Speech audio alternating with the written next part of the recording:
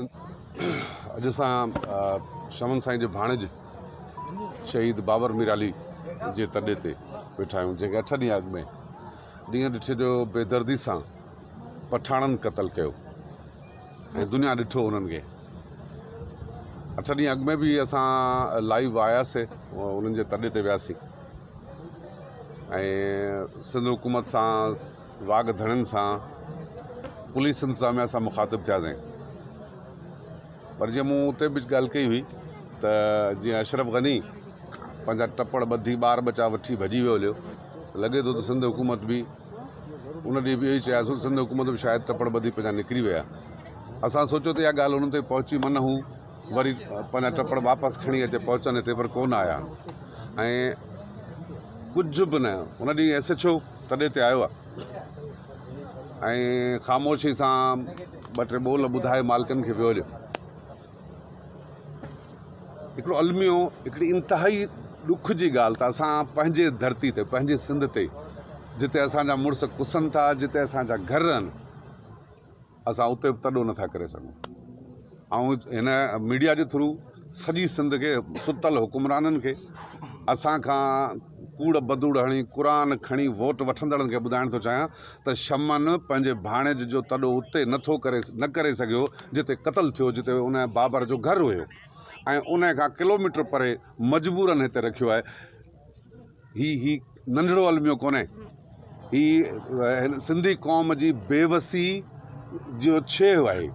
कलो को ॾींहुं आहे जॾहिं हिकिड़ो मॉडल नकीबुल्ला पठान राव अनवार जे हथां मारिजी वियो, पोइ भुल में या कीअं बि सिंध खां वठी KPK ताईं पूरो पाकिस्तान उथी बीह रहियो, पूरी इस्टेब्लिशमेंट उथी बीह रही ऐं नेठ राव अनवार खे उन्हनि जे साथियुनि खे हथ कड़ियूं लॻियूं। उन में बि उहो ई साह हो जेको बाबर मीराली में आहे। बाबर मीराली जे लाइ हुकुमरान त छॾियो, का सियासी पार्टी त छॾियो, ही जेका पुलिस इंतज़ामिया आहे, जेका चर्स ऐं हीरोइन जे स्मगलिंग में, जेके Z21 जा पैसा वठण में पूरी आहे, उन्हनि खे बाबर मीराली जो क़तल खून ॾिसण में कोन आयो। उन जो पोढ़ो पीउ, उन जी बेवाह ज़ाल, उन जा मासूम नंढड़ी हिते मुंहिंजे भरिसां वेठी उन बाबर जी, उहे ही एॾो वॾो हिकिड़ो सुवाल आहे सिंध हुकूमत सुतल हुकुमराननि जे लाइ। ऐं आउं रुगो इहो पियो सोचां त नकीबुल्ला पठान ऐं शमन मीराली में कुझु त फ़र्क़ु हुजणु खपे।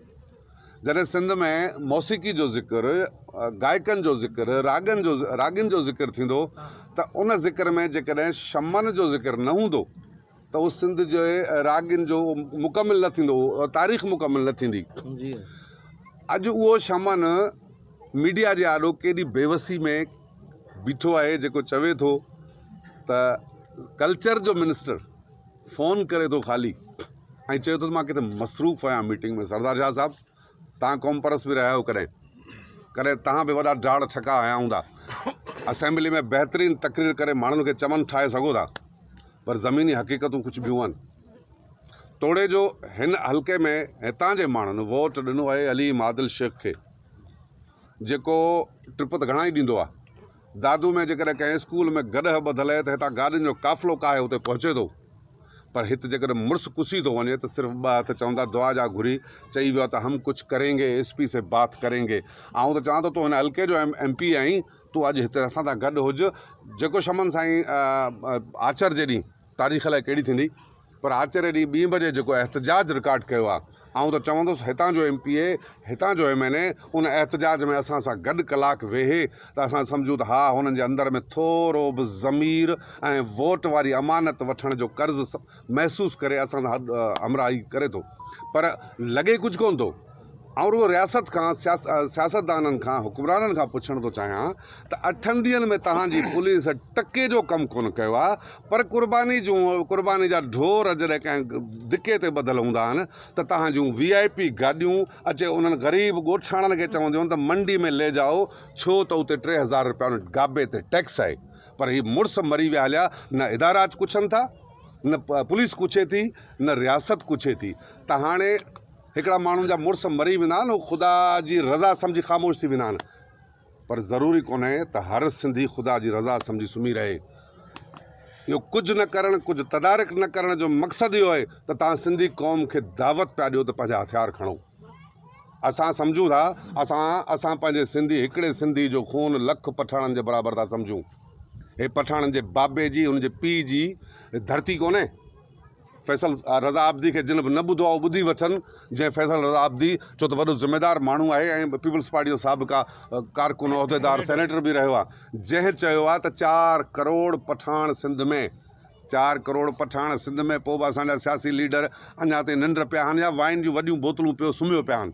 ख़बर न आहे, इहो ज़हन में ज़रूरु रखो त इहा सिंधी क़ौम विढ़ी आहे, होशू कल्ह भितरनि सां बि विढ़ियो, पर हीउ दौरु जदीद आहे। ऐं पंहिंजे हर प्रोग्राम में चवां पियो त हाणे असांखे मजबूर कयो पियो वञे त ढगा ढोर अन्न के लाइट जा पखा खपाए कारतूस वठूं या हथियार वठूं, पोइ हिननि खे मुंहुं ॾियूं। जेकर रियासत इहा ख़ाना जंगी चाहे थी, कुझु नथी करे त पोइ सम्झंदासीं त रियासत ई ख़ाना जंगी चाहे थी, त सिंधी पठाण क्लेश थिए, उहो ई खून रेज़ी चाहिनि था।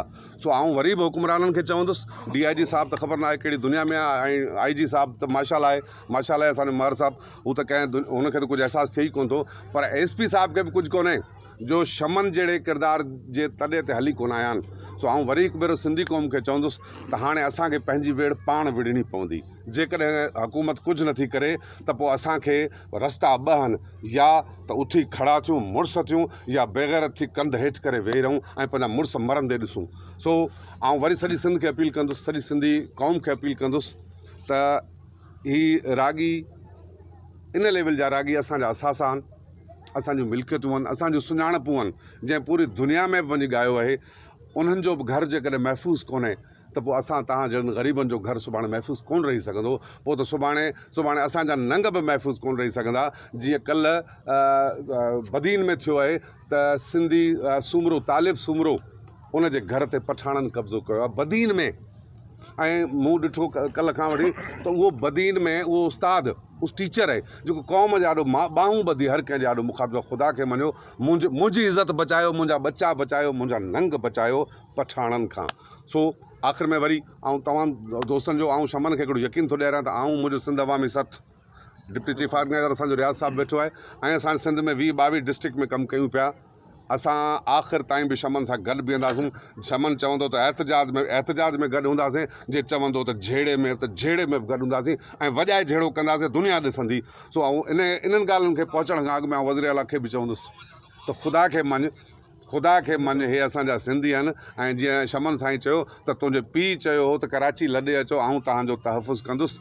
तूं वज़ीर आला साहब तहफ़ुज़ न पियो करीं त पोइ हथ कढ या त हिन सिस्टम मां।